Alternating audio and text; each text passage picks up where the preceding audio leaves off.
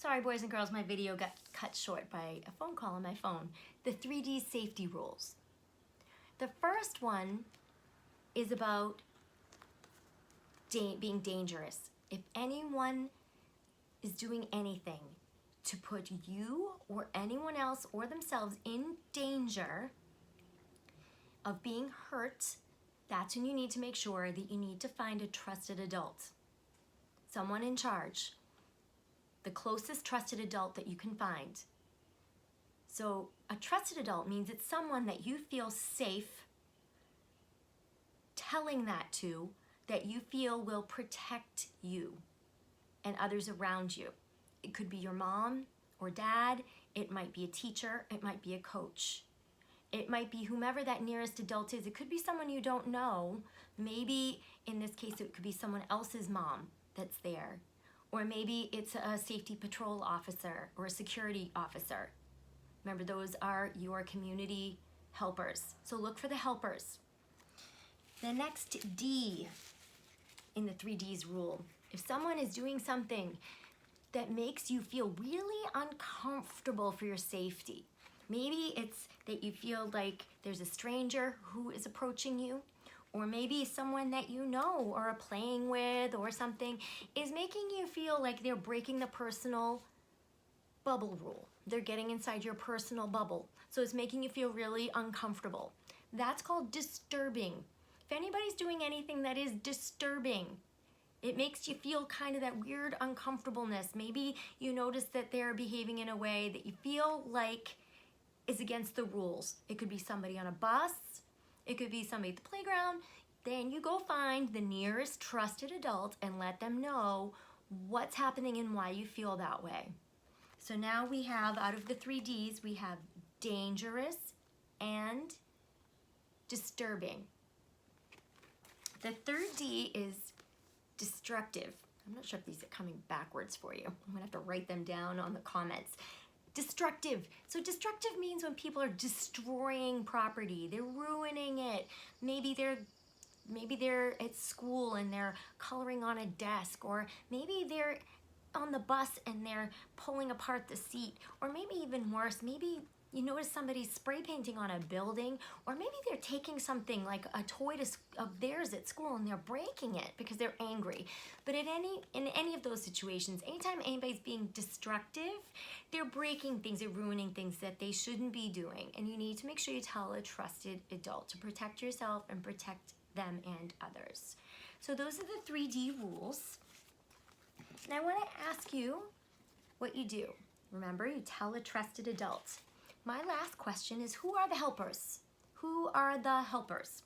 So what I'm going to ask you to do now is to write down the people that you can think of that would be helpers to you in different situations in your life. Who would help you if you're at home? Who's your trusted adult?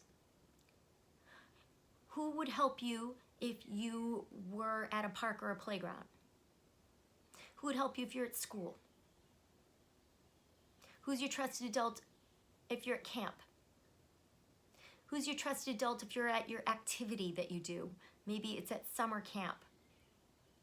Who's your trusted adult maybe at your soccer league or at your dance class? Whatever your activity is that you do. Who are the trusted adults around you? Who would a trusted adult be, let's say, if you were lost at the mall? Who would a trusted adult be if you were down by the waterfront in Plymouth and you lost your mom? Or maybe if you felt like any of these 3D situations happen. We've acted all of these out in school. And we went through this a lot. So I hope that you remember, this is a reminder because I haven't seen you in a while, about the 3Ds rule. The 3Ds are anytime you feel like you are in danger, and if these are backwards, I promise I will type them out to you. Dangerous behavior, anytime you or someone else is going to hurt somebody else or you. Disturbing, someone's making you feel uncomfortable. They're breaking that personal bubble rule. Or destructive, they're ruining something and they shouldn't be. That's when you need to tell a trusted adult.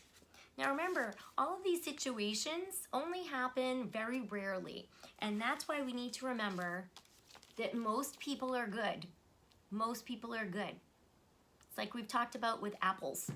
Remember we had that comparison? Said you buy a bag of apples at the store.